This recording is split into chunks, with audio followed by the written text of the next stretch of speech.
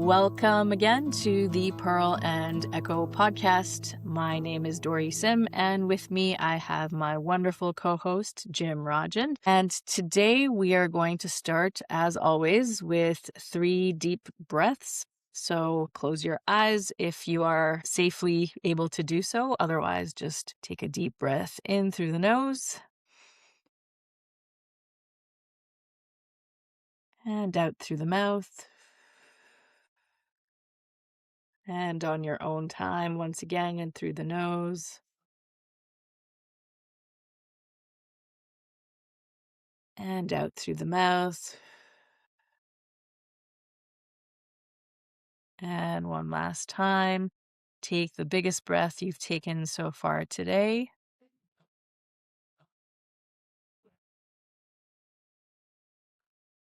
And breathe out, let it all go. Over to you, Jim.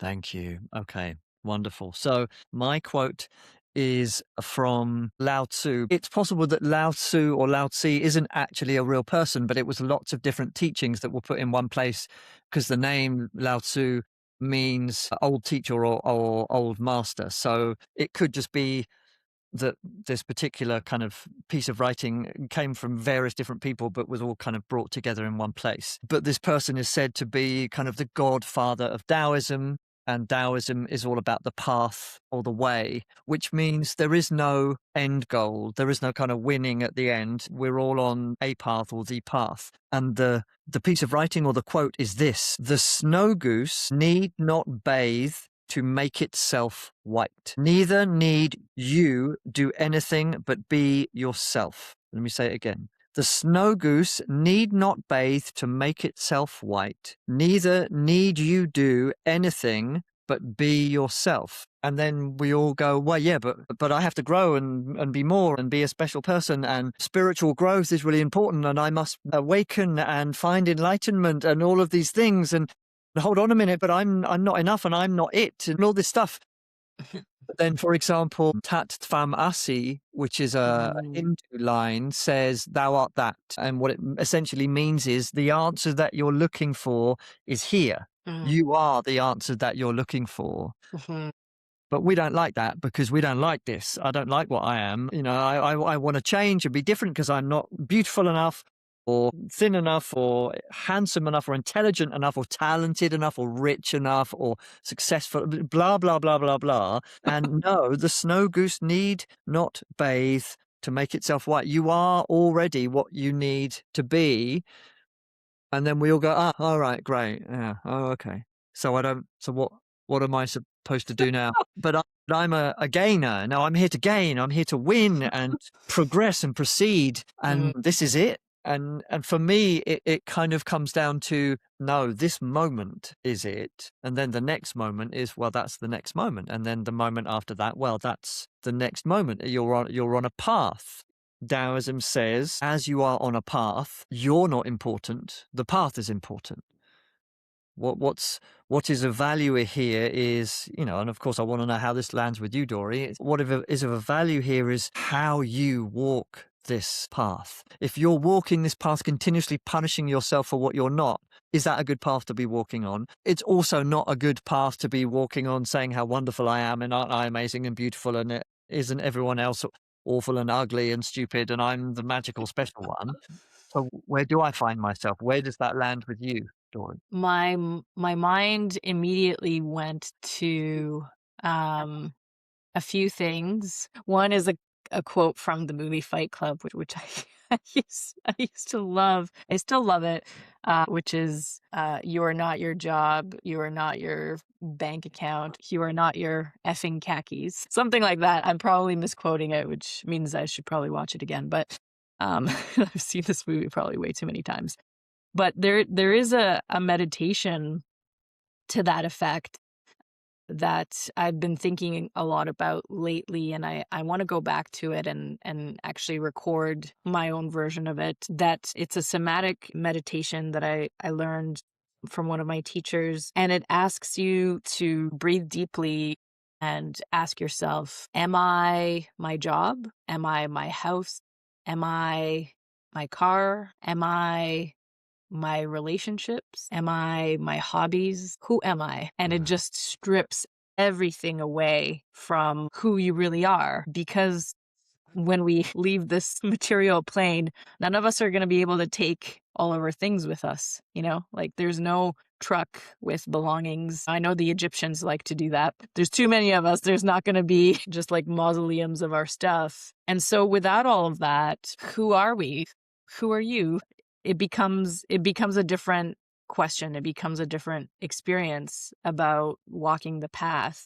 I know this might be controversial for some, but some Buddhist teachings say that we are all already Buddhas. We're all already enlightened. We're Yeah. just don't see it, or we don't feel it. We're not tapping into it. And so I think Lao Tzu is getting at that a little bit in this quote, but it's really hard. It's really hard when you were saying like, "Oh, I have to do this and I have to improve."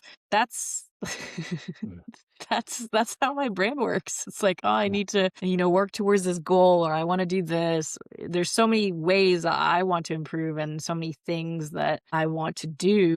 And maybe that's okay, but it's almost we have to hold these two truths in the present moment. Like, yes, I want to run 10K, for example, but today I'm going to run 2K, and that Yeah. that will be enough. It's asking us to give ourselves some grace because again, if you put yourself in this go, go, go, I must be better attitude, then what is the end goal? Because it feels like it isn't. And then you're not celebrating where you are in the present moment. Jim 10 years ago, Dory 10 years ago, Yeah. if they saw us today, I would be like, what? Past Dory would be like, you did what and how? Yeah. And they would be absolutely amazed. They would Yeah. be absolutely amazed and proud and excited and would celebrate. And Yeah. and so why aren't we celebrating right now? Exactly. You have these goals and, "Oh, I have to be doing this and I have to be doing that." And I remember when I was like, "Right, I need to have 1,000 followers on this social media platform," and I'm pushing and pushing and pushing that, and then I got that, and I was like, "And I'm the same. And I'm the same person. I'm still here. Mhm.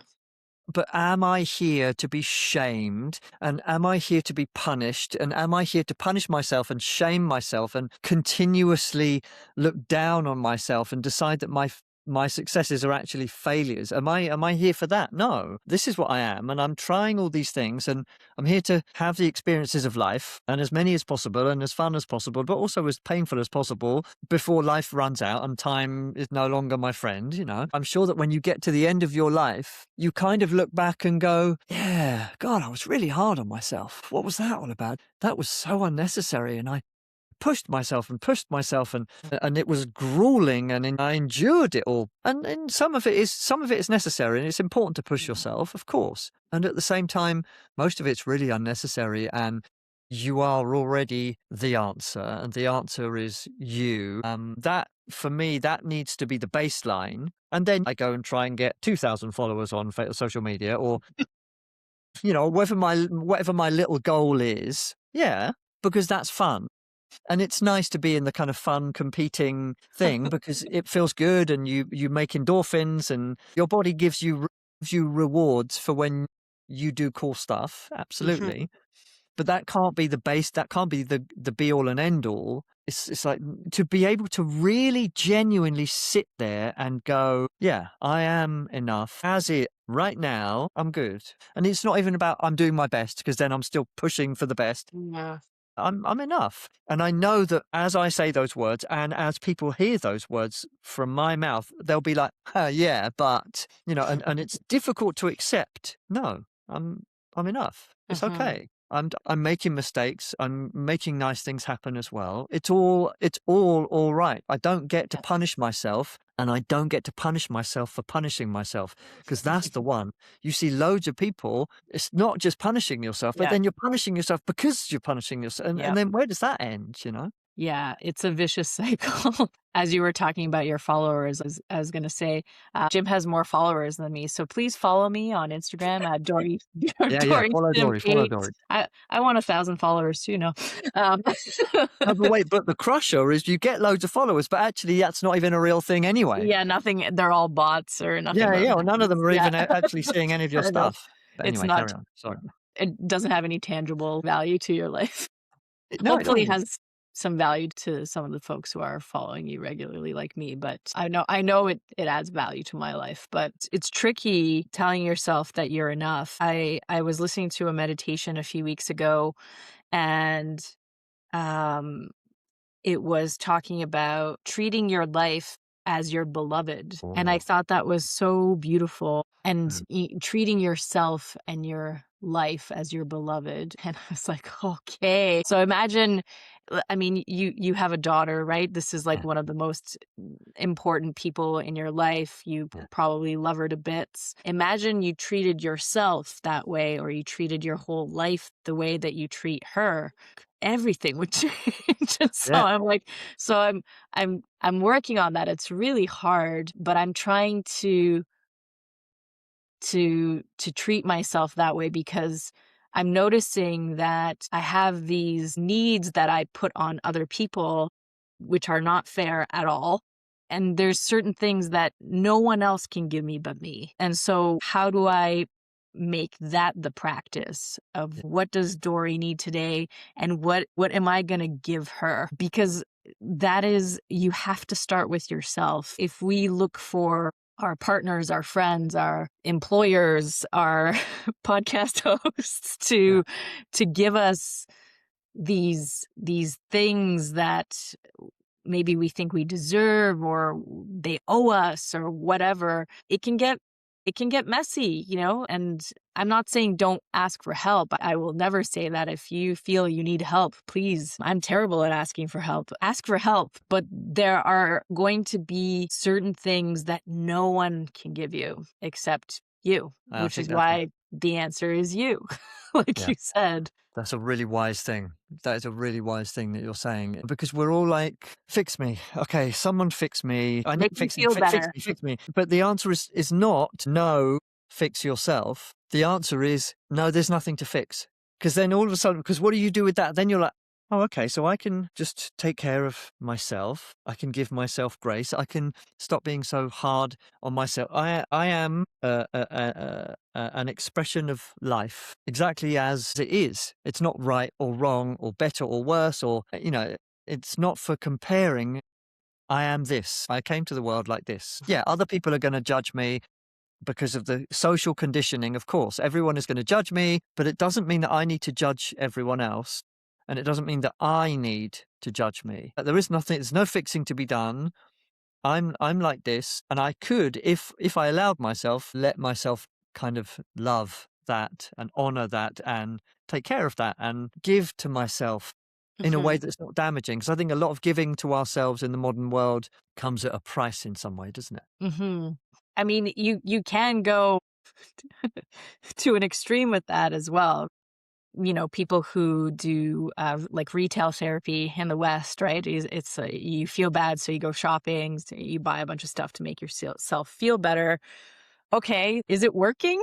Did it work? It works maybe for, I don't know, like, that brief hour or week. Maybe you buy a new pair of pants and, okay, now you're wearing them and you feel better. Great. Did you need another pair of pants? Probably not. And so to me, the authenticity part of this quote is really challenging because from a very young age, we are told what to do and how to be.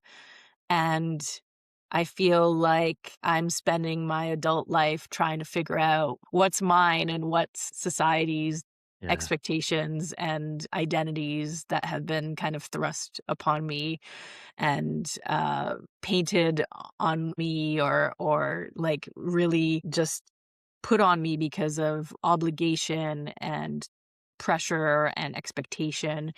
And don't get me wrong, like, not all of that is bad. Like, I'm glad that I have an education and I'm glad that I have done many of the things in my life that I have done, but would I have done if I was given free reign as Dory, would it look like this? Probably not. It would probably look a little bit different. And so it's this process of finding your way back home to yourself, Yeah. because you always talk about walking each other home. Where is home? It's right here. Yeah, home is is what's familiar, isn't it? I mean, like the last words of the quote are "Be yourself, be this you, be what you are." You know, there's a lot of talk of authenticity. I do remember. I think I've said this to you before. I remember being on a podcast many years ago and being told off, being like kind of punished by the person interviewing me because I kept using the word authenticity, and they were like, "No, that's just so overused. You can't even use that word anymore." So now we're kind of punishing ourselves for talking about being authentic, but be yourself. That's really hard. If we go back to Lao Tzu and the Tao, that's the path.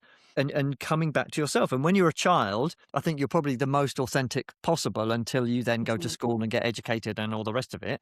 And you have to fit into society. And in a mhm, way, yeah, you do need to fit into society because otherwise, a human being in isolation, that can be a terrible thing.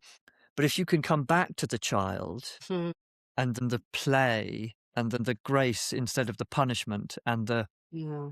caringness instead of the aggression, well, then you do naturally do something good in the world, don't you? Yeah. Yeah, it's a really important exercise, and I encourage everyone to reflect on this quote as always for the next week. It's, put it on your fridge, put it on a sticky note on your computer, or on your phone screen, and just sit with it. It's I did this exercise years ago as part of my meditation training where we mapped out, and you can do this for your whole life, but we mapped out the first 8 years from birth to age 8, which is around when the time you start to develop reason and you start to recognize that there's people around you, and actions have consequences. And the exercise was to map it all out and then look for the thread. And for me, the thread was music. I was doing silly things like recording myself singing on like an old cassette tape player, or I would record stuff off of the TV and I would DJ in between songs. And it's the most hilarious, adorable recording of me at like 4 or 5 years old doing that in Bulgarian. And it's great. It's funny, and there's a lot of like childhood innocence and joy there. And to this day, I love singing. I love music, and I'm trying to incorporate that more and more into my life, because it's one of those threads, right, Yeah. from childhood. Yeah. That's really interesting. I like that. Let me finish on a little story that's very similar. When I was a little kid, one of the threads was going off into kind of forests and fields and talking to trees and talking Mm. to nature and listening to birds and talking back to them and kind of squawking at hawks and all sorts of things. and then and then I kind of hit school and then high school and then adult life and just kind of got really depressed with how awful working life was and how backstabbing society was. And and I think I was in my mid-20s where I went to see a kind of therapist who was also a homeopath to help me with digestion because I was just getting super ill and really unhappy and just kind of disillusioned. And this person lived next to this big park in the north of London called Hampstead Heath that I used to hang out in all the time when I was younger. And and I just thought, well, after the session, I'll just go and have a walk in this park, and did. And it all came back. And it was the most wonderful thing to be able to just go and sit around those trees and talk to them and be in nature and just sit and write a poem on a park bench and go back to being me instead of being what was required of me. Mm. Um, so let me finish with just repeating that quote again from Lao Tzu or Lao Tzu. The snow goose need not bathe to make itself white. Neither need you do anything but be yourself. Thank you, Jim. Yeah, thank you. And of course, please feel free to follow and subscribe wherever you're listening to or watching this. Um, And share it with a friend. Share it yeah, with someone in your life that needs to hear this one in particular. yeah, absolutely. Yeah, fantastic. Thank you so much. Thank you for listening to the Pearl and the Echo podcast with me, Dori Sim, and my co host, Jim Rajan. Thank you to Rebel Mixtape Productions for editing this episode. If you like what you heard, like, subscribe, and share with those in your life that matter most.